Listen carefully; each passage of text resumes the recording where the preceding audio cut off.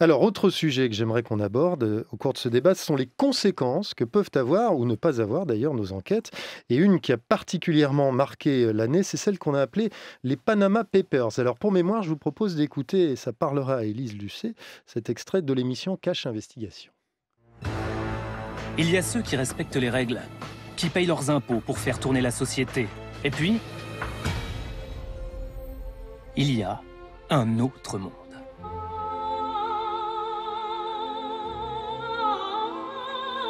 Permettant aux plus riches et aux criminels en col blanc de contourner les lois. Ce monde, c'est le monde offshore, les sociétés écrans. Ces sociétés sont domiciliées dans les paradis fiscaux, Panama, Seychelles et bien d'autres encore. Des pays où la fiscalité est quasi inexistante et l'anonymat garanti pour leurs propriétaires.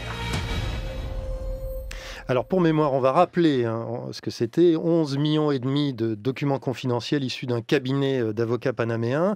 Ça permet d'identifier 214 000 sociétés offshore. Donc c'est un vaste système monumental d'évasion fiscale et des noms apparaissent, celui de Michel Platini, Jérôme Cahuzac, Patrick Drahi, Patrick Balkany notamment.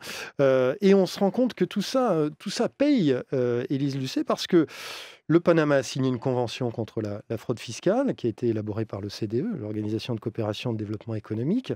Les puissances du G20 ont promis de dresser une nouvelle... Alors ça vaut ce que ça vaut, on a vu ce que sont les listes noires. Mais en France, 560 contrôles fiscaux ciblés ont été ouverts et au total sont 150 enquêtes dans 76 pays. Donc on évoquait les footleaks tout à l'heure, mais ce genre d'enquête a des conséquences réelles, très concrètes. Et heureusement, parce que c'est pour ça qu'on les fait, ces enquêtes-là, c'est pour ça qu'on les sort. Cette enquête-là, elle a une puissance particulière et je crois qu'elle a fait un peu trembler le monde de la finance pour cette raison-là. C'est que c'est 360 médias, journalistes dans le monde entier qui, le même jour, à la même heure, déclenchent le résultat de leur enquête qui a duré pendant 9 mois. Nous, on travaille sur les suites aussi du Panama Papers parce que c'est toujours intéressant de voir où vont nos enquêtes. Il y aura un nouveau cache investigation là-dessus. On verra. En tout cas, on a toujours, nous, cet intérêt de travailler, de continuer à travailler sur nos enquêtes. Et on était il n'y a pas très longtemps au parquet national financier avec Madame Houlette, qui en est la patronne. Eliane Houlette. Ouais. Qui est une femme très déterminée, vraiment. Moi, je lui tire mon chapeau. Je trouve que c'est vraiment une sacrée bonne femme qui a fait de ce parquet national financier un outil réel et qui nous disait que, bien sûr, et dès la révélation des Panama Papers, elle avait détaché plusieurs magistrats de son pôle uniquement sur les Panama Papers, qui travaillaient d'arrache-pied dessus et qu'elle espérait bien des mises en examen très rapides. Donc, je pense qu'il va y avoir des conséquences aussi en France. Et puis, il y en a eu dans d'autres pays où les parquets nationaux financiers ont déjà publié des résultats d'enquête, je crois en Belgique, en Grande-Bretagne et en Islande. Donc oui, ça avance, les choses avancent réellement. Et je pense aussi que ça fait bouger les mentalités au sens où des gens qui se sentaient intouchables et impunis se sentent un peu moins protégés. Le but principal d'une enquête, c'est de souligner une dérive. Ensuite, à la société et aux différentes instances de la société de s'en emparer et de faire bouger les choses. En revanche, nous, on sait très bien que ce n'est pas à nous de faire bouger les choses. Nous, on est des révélateurs. Voilà, exactement. Ouais.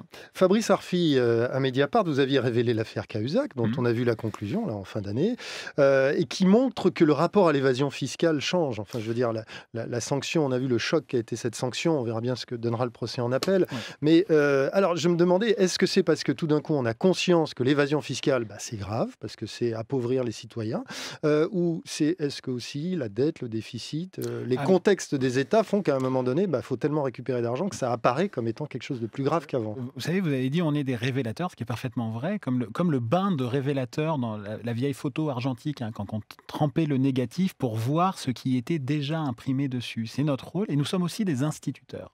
Des instituteurs dans le sens où, et moi je suis pour la pédagogie du clou, nous devons faire comprendre quelles sont les conséquences de l'évasion fiscale, de la fraude fiscale. Vous l'avez dit, c'est l'appauvrissement des services publics. Les hôpitaux qui nous soignent, les policiers qui nous protègent.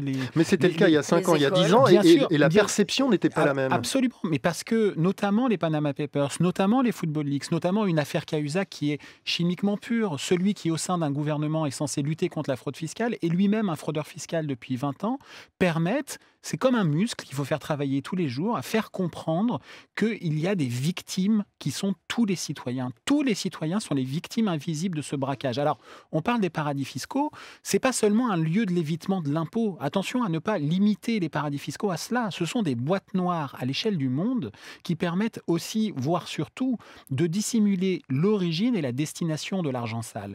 Dans la corruption, dans le financement du terrorisme, dans le financement de la drogue, dans le financement du crime organisé, l'invariant, ce sont les paradis fiscaux qui servent à certains pour ne payer moins d'impôts ou ne pas en payer, mais aussi pour cacher l'argent sale. Donc, c'est pas un problème qui est à la marge de l'économie mondiale. Hein. Non, j'ai pas dit ça, mais vous êtes toujours dans le constat. Bien sûr. Et moi, j'essaie de comprendre finalement pourquoi notre rapport à l'évasion fiscale a changé. Mais là, et notamment cette année. Jacques Trenso, vous vouliez intervenir, vous, ancien rédacteur en chef de l'Express, donc. Alors, on vous écoute sur ce sujet. Juste sur un petit bémol, parce qu'évidemment, tout le monde ne peut que se réjouir, et les journalistes les premiers, que des dossiers comme les Panama Papers ou les Football Leaks sortent, enfin. Mais je trouve que le rôle de révélateur, en fait, est encore très limité, et ça ne bouge pas, à mon sens, autant qu'il le faudrait. J'en veux pour preuve qu'une des enquêtes que nous avons sorties à Médiacité concerne la vente. Médiacité, dites-nous en 2 mots. C'est un site d'investigation, on va dire, local, qui s'intéresse aux grandes villes et qui enquête sur les coulisses des grandes villes. Voilà. On a enquêté sur la vente du LOSC. Le LOSC, c'est la grande équipe de foot lilloise. En plein Football Leaks. Et qui on retrouve comme protagoniste? On retrouve des gens aussi sulfureux que Luis Campos, que George Mendes, qui sont au cœur des Football Leaks.